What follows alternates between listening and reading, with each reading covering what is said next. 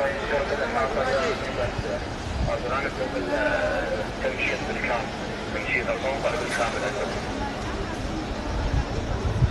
نعم نعم.